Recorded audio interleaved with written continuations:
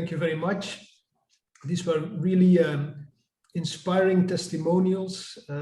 Probably you will be eager to ask questions, so put them already into the chat, and I will now propose you what we want to do with data in Belgium, and at the end we will have an open discussion.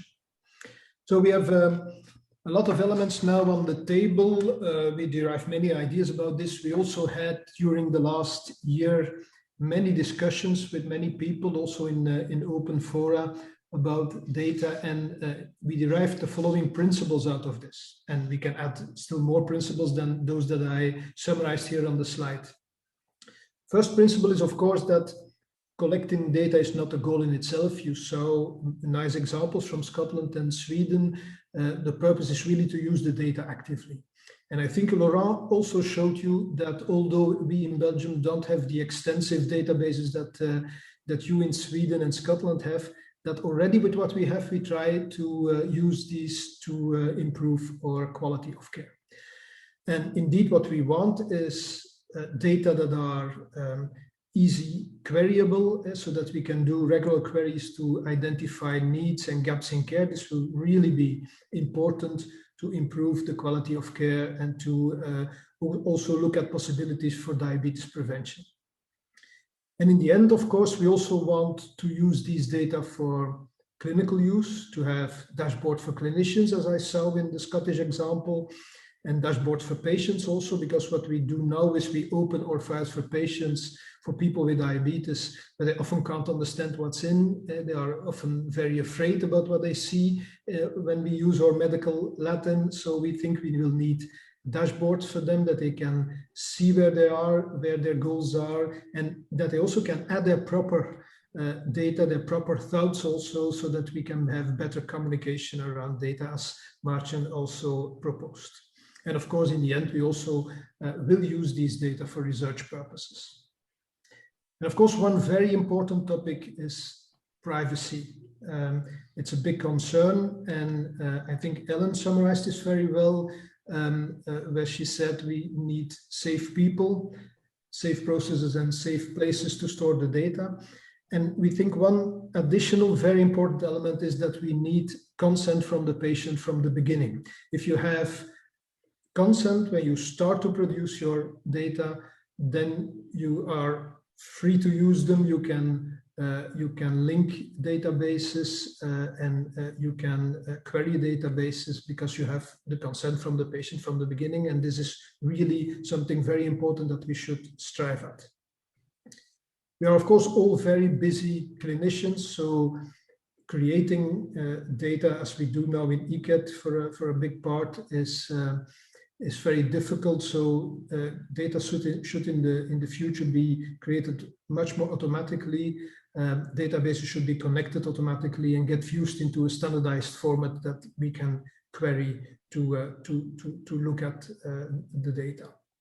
And of course, we will not be able to do this alone. We will need technical assistance to set this up, to keep this running, and also scientific assistance. And we really need people that can help us to interpret the data. Of course, this will be many professional stakeholders in diabetes care, but also epidemiologists, IT specialists, and so on.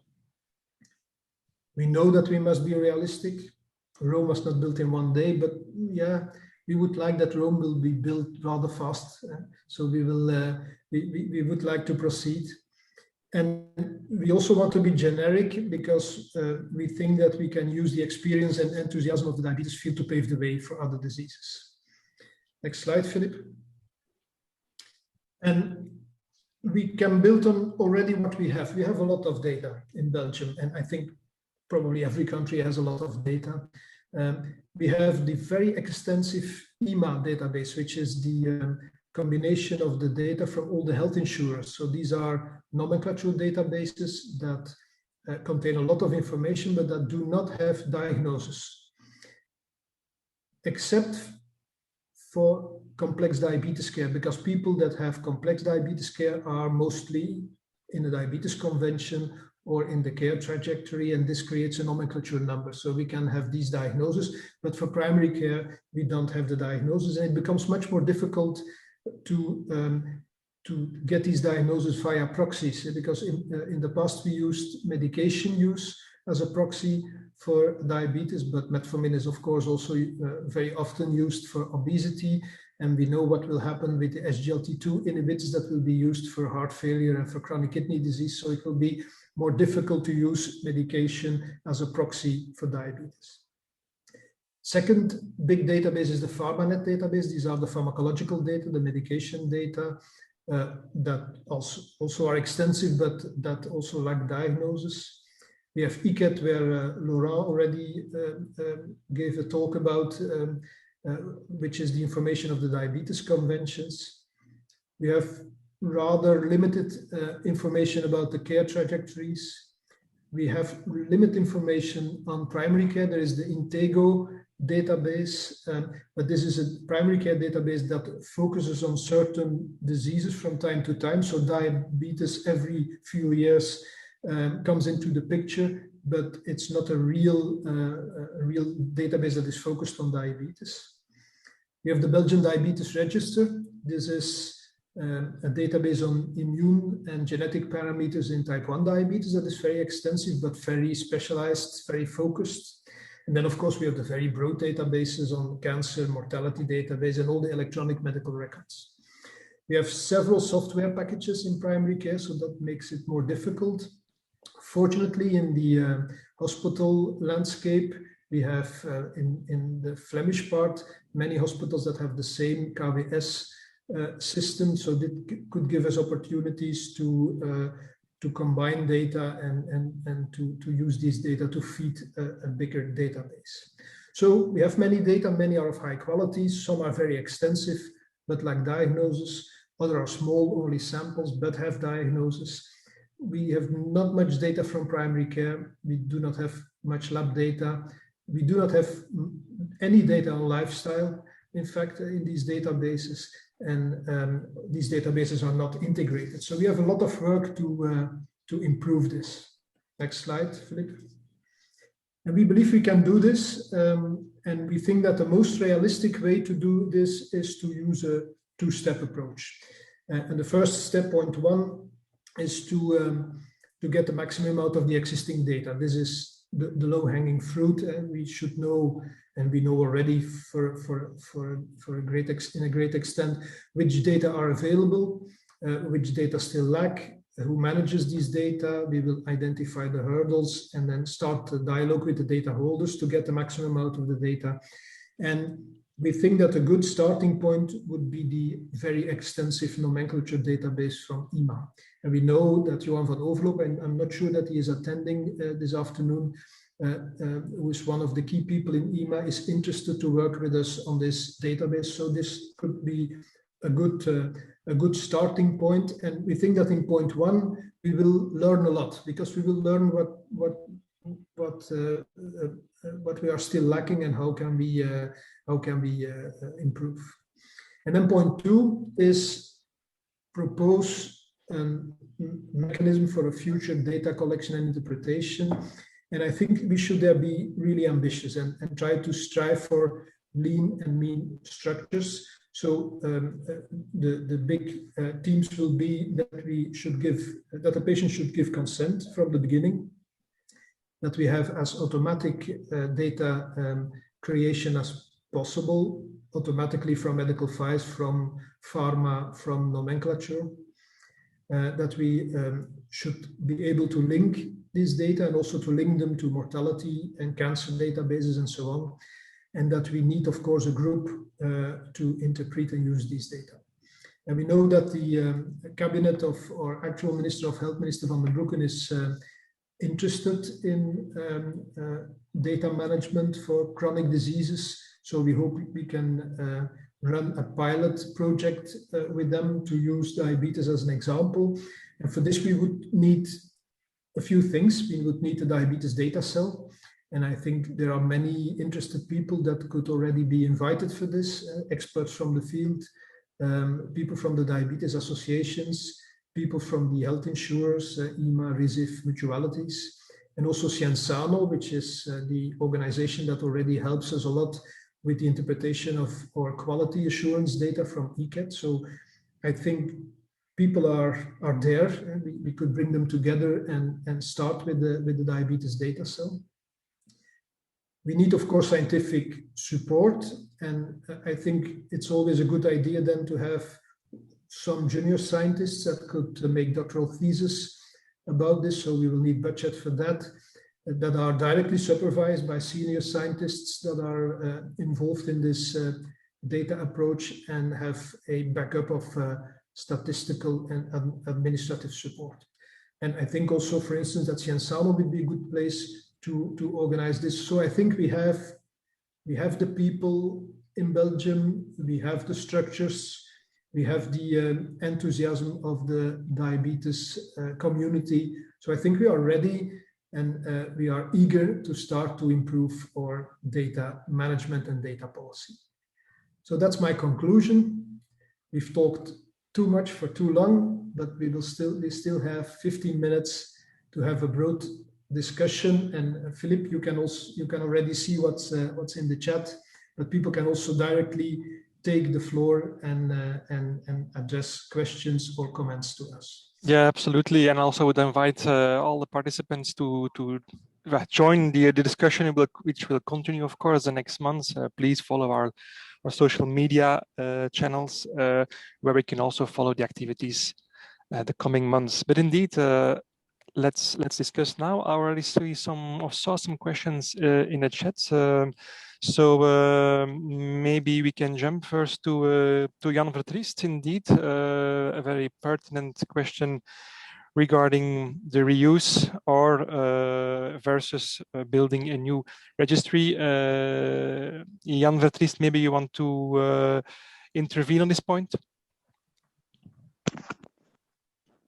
Yes, I do. I will put on my camera that you can see me. So Jan Vertriest, working as real-world data manager at MSD. Well, I posted the question a bit early in the talks. In the meanwhile, a lot of insights have been given by, for instance, the Scottish example, where indeed a lot of data are retrieved from primary clinical platforms. And this was really an impressive example. And thank you very much for sharing it with us, also from the other speakers, of course. So, but indeed in Belgium, this is really a big challenge to couple those data, to make them interoperable, and to really do something that Johan van Bussel from healthdata.be calls only once. The physicians do want to register only once their data and make them available for whatever secondary use thereafter. So this is a plea to make this happen. Do you need only one system? I think this has been a lot of discussion.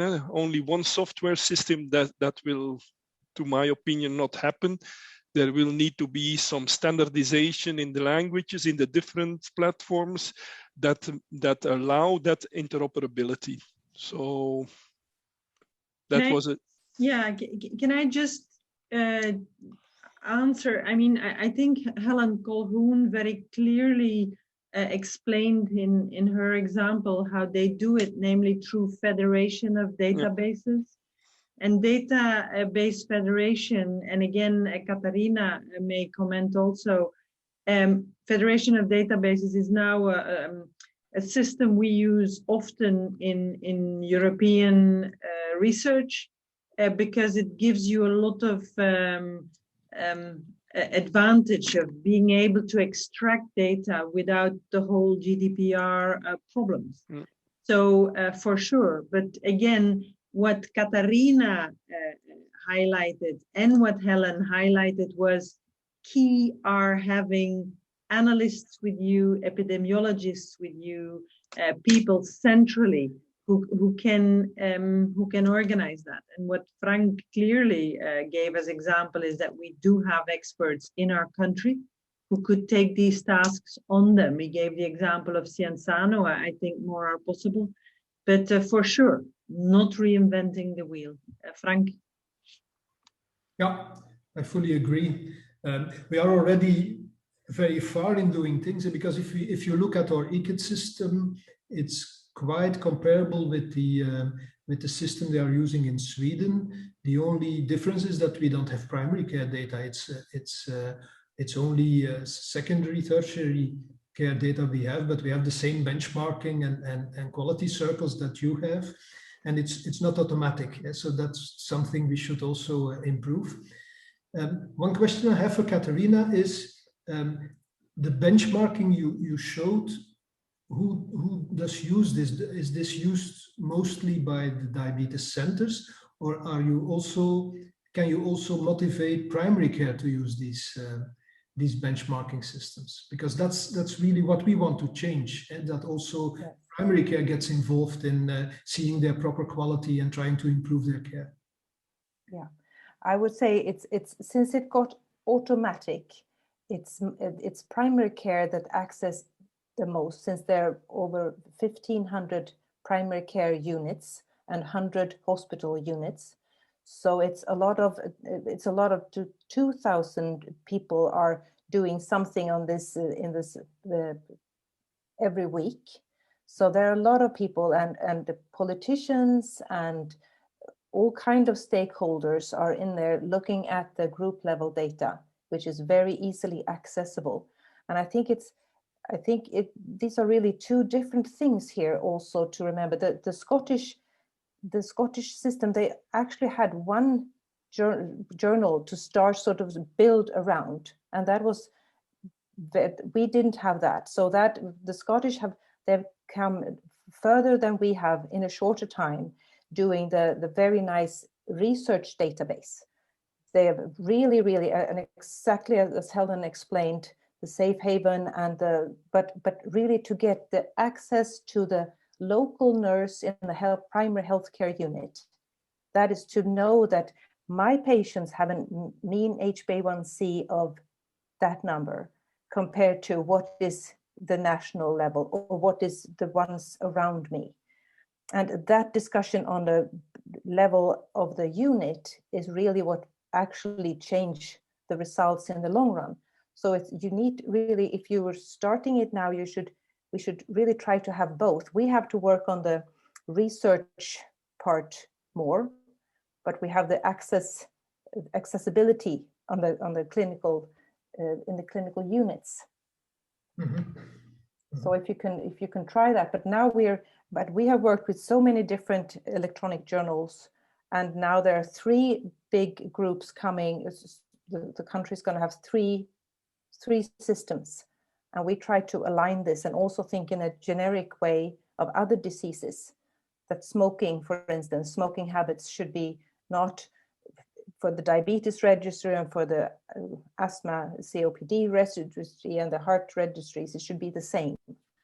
So, but it's but the Scottish that they had the one national register, sort of the journal or the electronic medical journal as a basis. That was very well put for them to start with.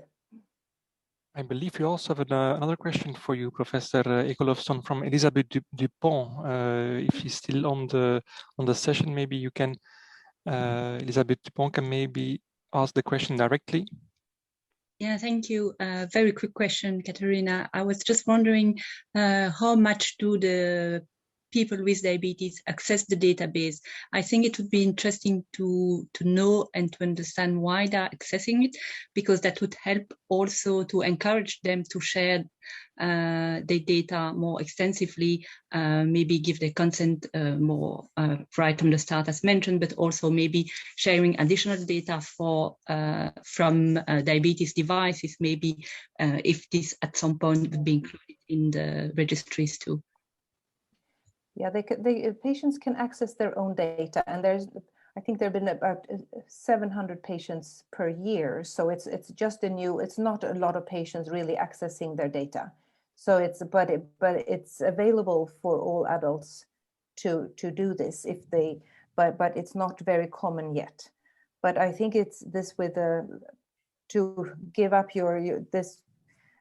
the whole thing with having a consent, and even if they give consent, we still as professionals need to realize that to give a consent, you have all those pages that you need to read, and at the bottom you have to see, okay, I give my consent. Do they really?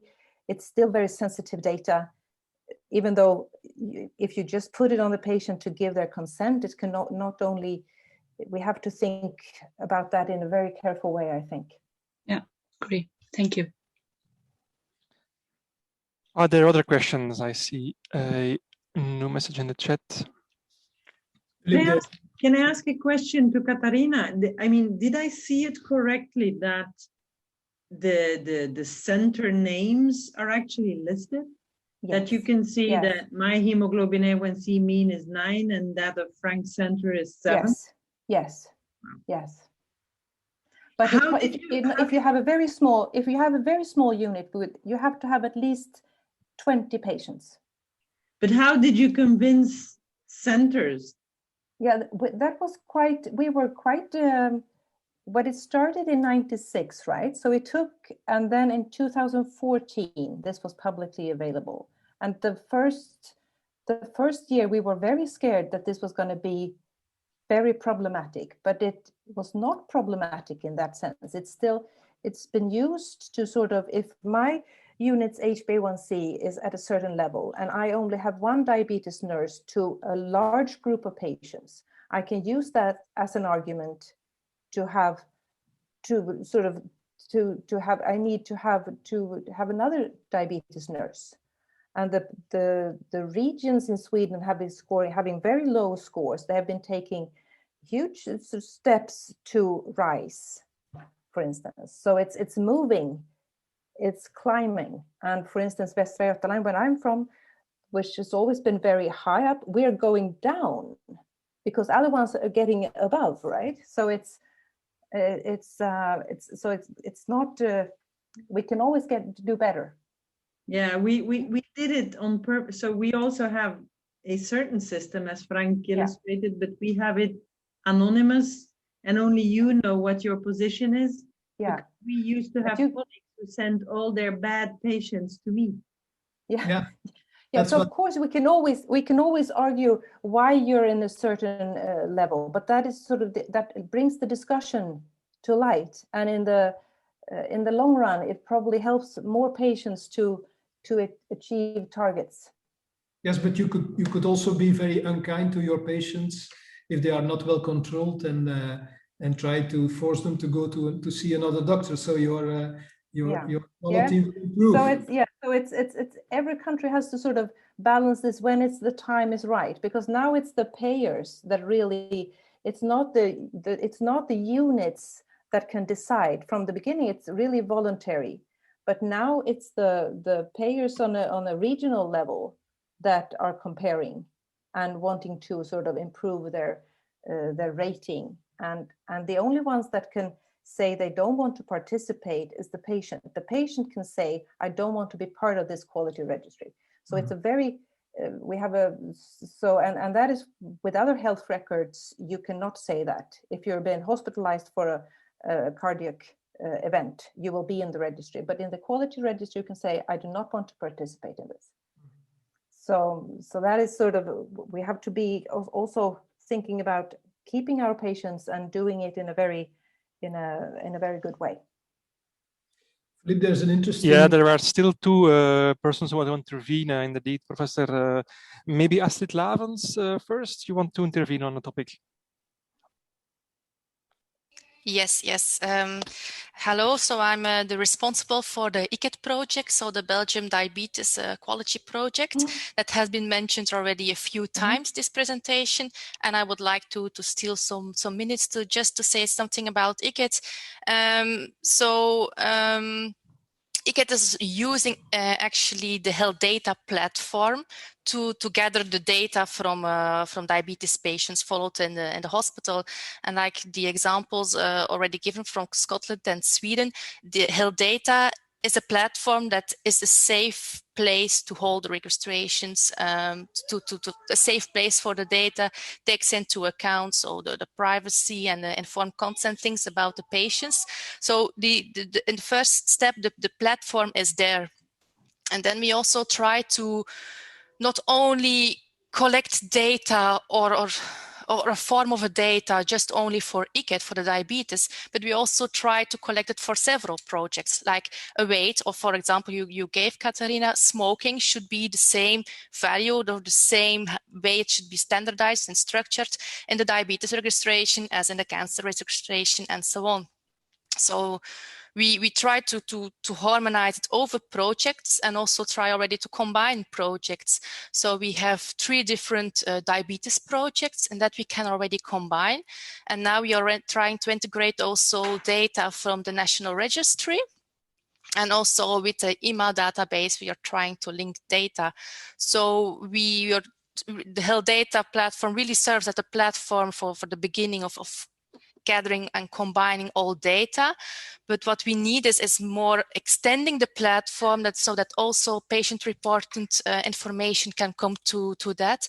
So we are also busy on that, also for ICECAT, so for the diabetes registry. Within a few months, we will start importing patient-reported patient questionnaires, in fact, into that platform too. So I think we are on a good way for Belgium with ICET, and that's what I just wanted to mention. Thank you, Astrid. Maybe a last question then, or last remark from Erik Weber.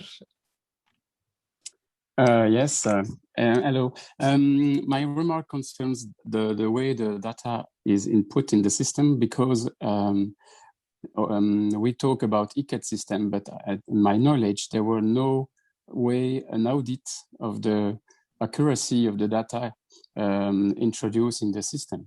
So we have a lot of data, but we don't know if this data is pertinent, is correct in the face of the real data in the file of the patient. Yes, that's true, Dr. Weber. But the thing is, and our feedback, our benchmarking is anonymous. So if no doctor will find benefit in lying about his data. So all doctoral clinicians know that performing to or contributing to ICET and receiving that benchmarking feedback, the central goal is to improve diabetes care on a national level. And it's not that one can see, okay, that is that center or that is that center. So there's no intention or intensive for the clinicians to lie on their data.